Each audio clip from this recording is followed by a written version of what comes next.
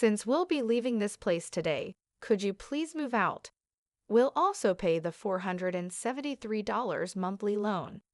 Now that my daughter is coming, we no longer need you. Okay, well then please take care of everything from now on. Even though we had supported our in-laws so much, they easily shifted their trust to the younger sister. As I reached the entrance, packing my belongings, I told them something very important. Oh, by the way, it seems there's a misunderstanding. The monthly loan repayment is— As I said that, their faces turned pale in shock. My name is Emily, a 35-year-old office worker. I've been married to Tom for 3 years. We met through a mutual friend who believed we'd be perfect for each other. This friend's intuition was spot on. We were drawn to each other from our first conversation. Tom also felt the same, and we began dating. We continued the relationship smoothly, and around 2 years later, he proposed to me. I was so happy as I loved him deeply. Both our families agreed to our marriage, and we had a wonderful wedding attended by many. We then went on a honeymoon and began our life together as a married couple. We both worked, so we shared household chores. Tom had lived alone for a long time and could cook, which was a huge help. Even when I was late from work, Tom helped me and started cooking so we could have dinner soon after. We cooperated in all household tasks, and life felt peaceful and stress-free. We were grateful for each other's company. In the blink of an eye, 3 years passed, and our bond remained as strong as when we were newlyweds. However, a significant event occurred.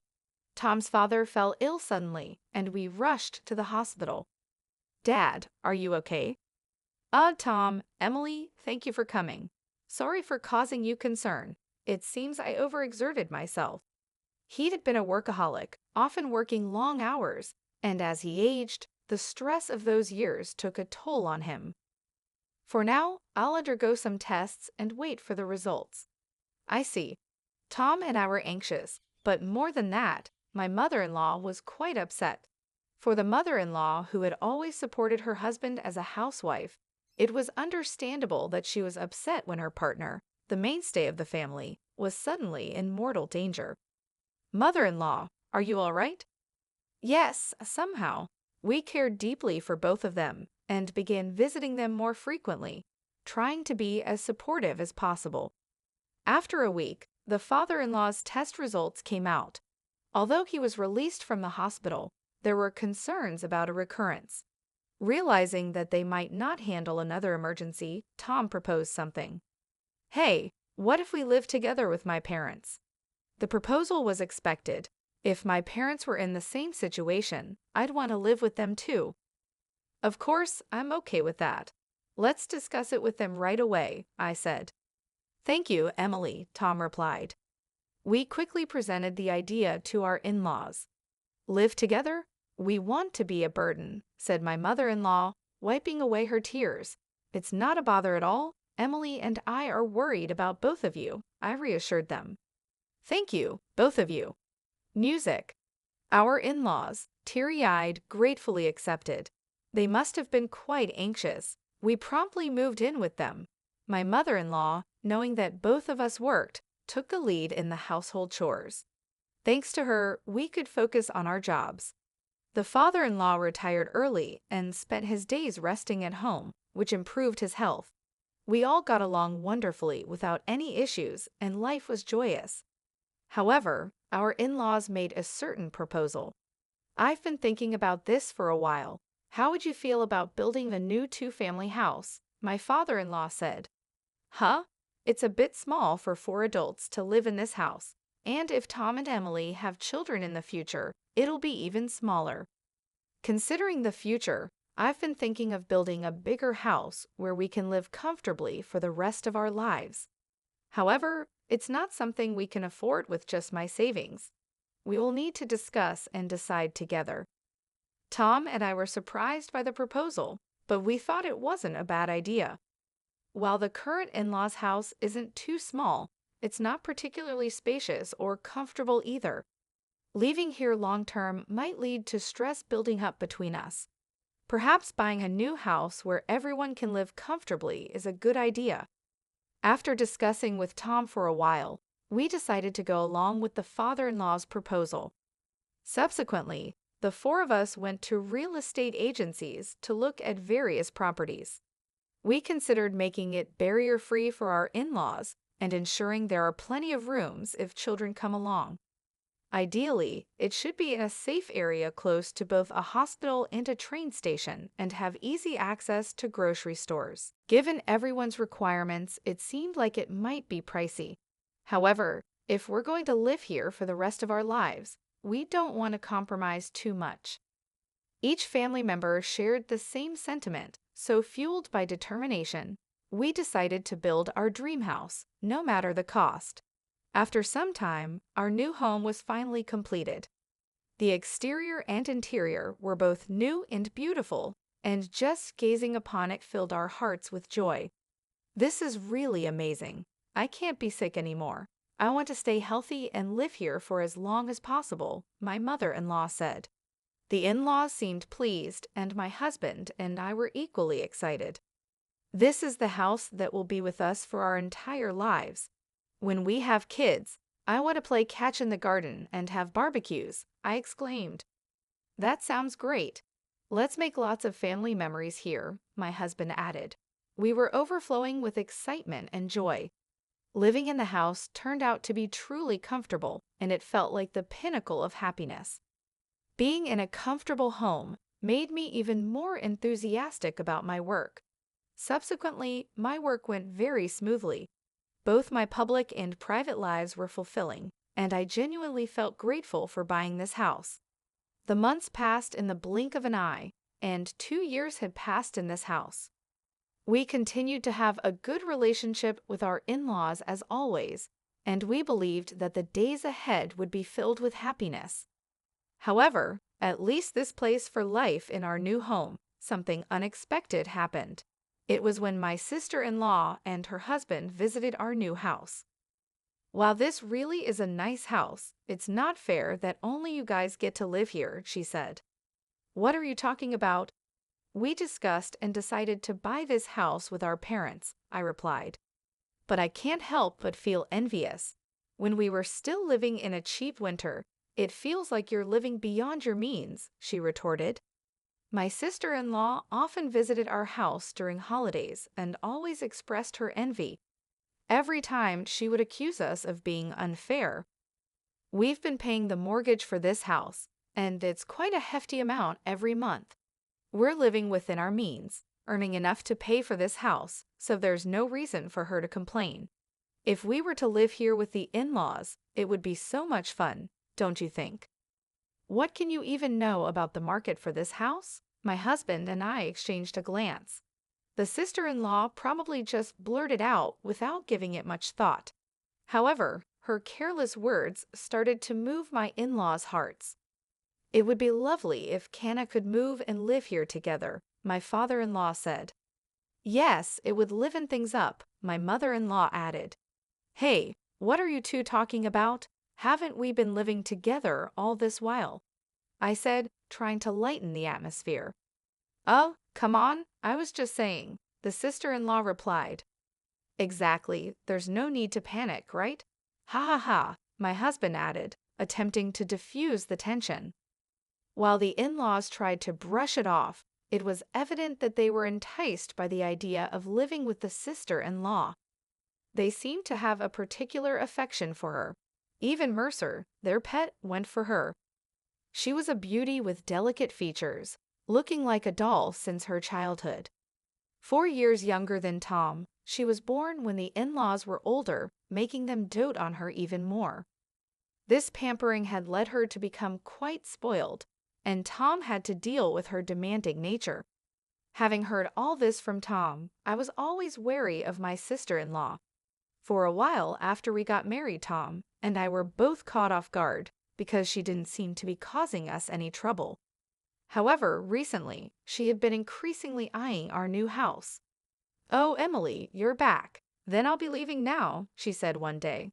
Huh, I wish you'd stay a bit longer, I replied, trying to be polite, but hoping she would leave.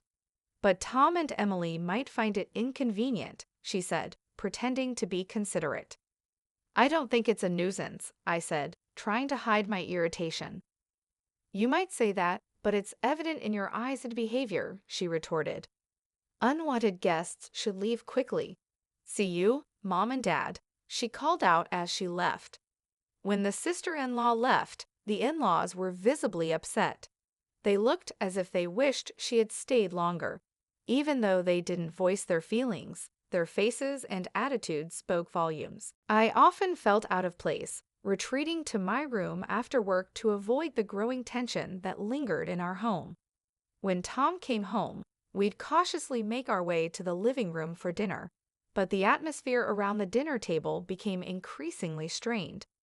Long silences would hang in the air, and it was clear something was amiss. Tom, too, sensed the change and began to suspect that the cause of our troubles was his sister. As our relationship with the in-laws deteriorated, the sister-in-law finally made her move. One holiday, Tom and I returned from our morning shopping to find unfamiliar shoes at the entrance. We exchanged glances, perplexed, and then his mother-in-law approached us from the living room. You're finally back. We need to talk, she said, her tone unusually stern. As we entered the living room, there sat the sister-in-law and her husband. Ah, you're finally here, she said, addressing us casually. Kana, what's going on? From today, we'll be living here, so please leave, she declared, catching us off guard. What? Tom and I were taken aback by her sudden announcement. What is she thinking, moving in today? Hold on, it's ridiculous to say that all of a sudden. It's not sudden. We've discussed this with Mom and Dad for a long time, she responded confidently. Kai and I will take care of everyone. I'll handle the housework and even care for you when needed. Please rely on us, Mom and Dad. With our daughter here, we don't need you anymore. A daughter-in-law who doesn't do housework or have children is no match for Kana. I was deeply hurt by their words. Seeing my shocked face, the sister-in-law smirked. We'll pay the $473 monthly loan, okay, she said, as if it would make everything all right. Huh? $473? I stammered, unable to believe what I was hearing. It's a great deal to live in such a nice house for that. Tom and I exchanged dumbfounded glances. It became clear that the in-laws were already planning to kick us out. After such treatment, we couldn't continue living there. Is that so? I managed to say. But we can't move out immediately. Could you give us at least a week? We need to find a new place. Fine, his mother-in-law said, her tone indifferent. Ah, you must be looking forward to living with Kana and her husband from today. As the in-laws looked disappointed, the sister-in-law and her husband were extremely happy that we decided to leave. Calm down, Mom and Dad. The house isn't going anywhere. I'm looking forward to a week from now, she chimed in, her voice dripping with satisfaction. While the in-laws and the sister-in-law's family were thrilled to drive us out, Tom and I seriously reconsidered co-living with such people. We quickly arranged to view rental properties and moved out within a week. On the day we were leaving, I made it clear. Please take care of everything from now on. Don't ever get involved with us or come to this house again. Their words were harsh, especially considering how much we had supported them. Yet now we could finally live comfortably with Mom and Dad in our new home. It felt like a dream. As I gathered our belongings and approached the entrance, I shared an important piece of information. Oh, by the way, it seems there's a misunderstanding about the monthly mortgage payments. It's $1,825 every month, okay? Make sure you understand that. What?